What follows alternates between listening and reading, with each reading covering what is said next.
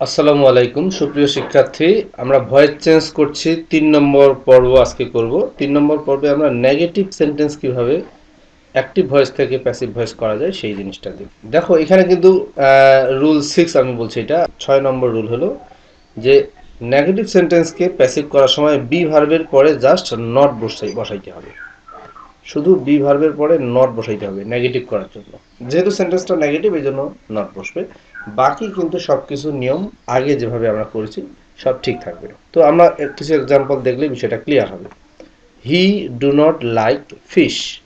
তাহলে এখানে আমরা কিভাবে করব? তাহলে আমরা লিখবো আগে, যেহেতু অবজেক্ট এখানে ফিশ, তাহলে আমি ওইটাকে সাবজেক্ট করে দিচ্ছি ফিশ।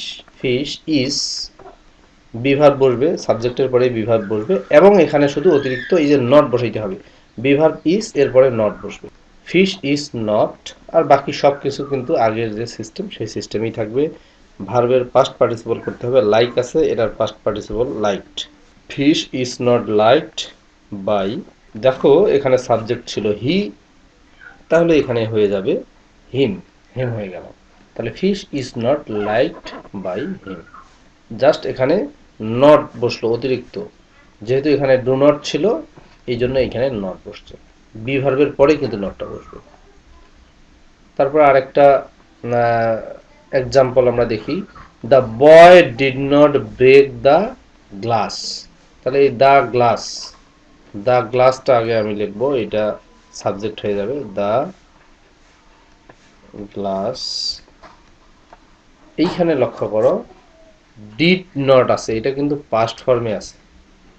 পাস্ট ফর্মে আছে, তাহলে এখানে কিন্তু সাহায্যকারী ভার্ব ইজ বসবে না। সাহায্যকারী ভার্ব এখানে কিন্তু পাস্ট ফর্মের যে সাহায্যকারী ভার্ব সেটা বসবে। তাহলে এখানে বসবে ওয়াস। দ্য গ্লাস ওয়াস, সাহায্যকারী ভার্ব বি ভার্ব। নট, এখানে কিন্তু নট বসবে। দেখো এখানে আগেরটাতে কিন্তু ইজ বসেছিল, এখানে যেহেতু ডু ছিল, ডু নট ছিল, সেই জন্য কিন্তু ইজ বসেছে। আর যেহেতু এখানে ডিট আছে এই জন্য এখানে ওয়াজ বসলো। যেহেতু পাস্ট ফর্ম, তাহলে পাস্ট ফর্মের যে বি ভার্ব সেটা হলো ওয়াস।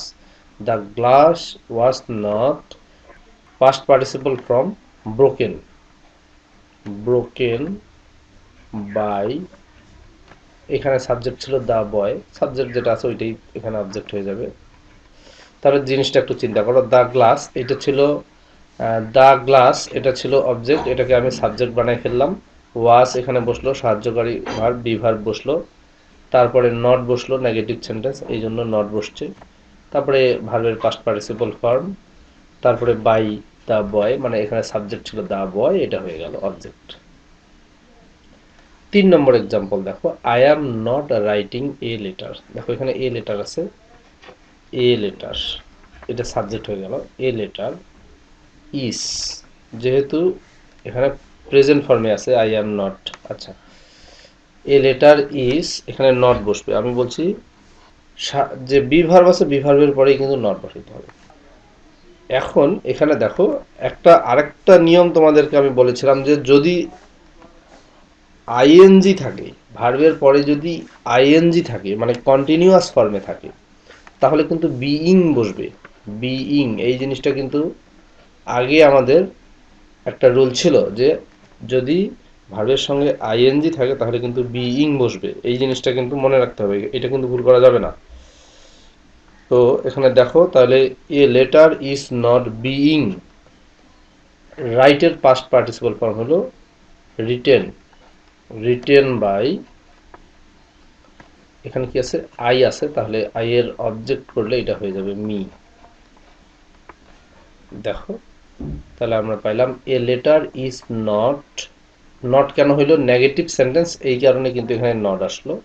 বিইংটা এখানে কেন আসছে? বিইংটা আসছে যেহেতু ভার্বের সঙ্গে আইএনজি যুক্ত আছে। আমি আগেই বলেছি যে আরেকটা ভিডিওতে, আইএনজি 2 নম্বর পার্ট যদি তোমরা দেখো তাহলে বুঝতে পারবা, যদি আইএনজি থাকে ভার্বের সঙ্গে তাহলে কিন্তু বিইং যুক্ত হবে। আচ্ছা তারপরে রিটেন, রাইটের পাস্ট পার্টিসিপল ফর্ম। তারপরে দেখো 4 নম্বর যে example, he did not read the book. তাহলে এখানে দি বুক যেটা এটা হলো অবজেক্ট, তাহলে এটাকে আমি সাবজেক্ট বানাই নিচ্ছি, তাহলে আমি লিখবো দি বুক। এখানে কিন্তু ডিড আছে তাহলে ওয়াজ হবে, যেহেতু পাস্ট ফর্ম আছে এই জন্য ওয়াজ। দ্য বুক ওয়াজ নট বসবে, নট। যেহেতু নেগেটিভ এই জন্য নট বসলো। তারপরে রিড, এটার পাস্ট পার্টিসিপল ফর্ম হলো রিড, রিড বাই, এখানে দেখো সাবজেক্ট হি ছিল, এই জন্য এখানে হি হয়ে যাবে হিম, হিয়ের অবজেক্ট হইল হিম। তো বন্ধুরা আমরা নেগেটিভ সেন্টেন্সকে কিভাবে অ্যাক্টিভ ভয়েস থেকে প্যাসিভ ভয়েসে রূপান্তর করা যায় সেটা আমরা শিখলাম। আমি নিয়মটা আবার বলছি, সব কিছু ঠিক থাকবে, আগের যে নিয়মগুলো আমরা শিখেছি সব নিয়মগুলোই ঠিক থাকবে, শুধু বি ভার্বের পরে নট বসাইতে হবে। বি ভার্বের পরে নট বসাইলেই কিন্তু বাকি রুলসগুলো ঠিক রেখে আমরা অ্যাক্টিভ ভয়েসকে প্যাসিভ করতে পারবো। তো যাই হোক বন্ধুরা, ভালো থাকো। আগামী ক্লাসে আমি ইম্পারেটিভ সেন্টেন্সকে কিভাবে অ্যাক্টিভ থেকে প্যাসিভ করা যায় সেই জিনিসটা নিয়ে আসবো। ধন্যবাদ।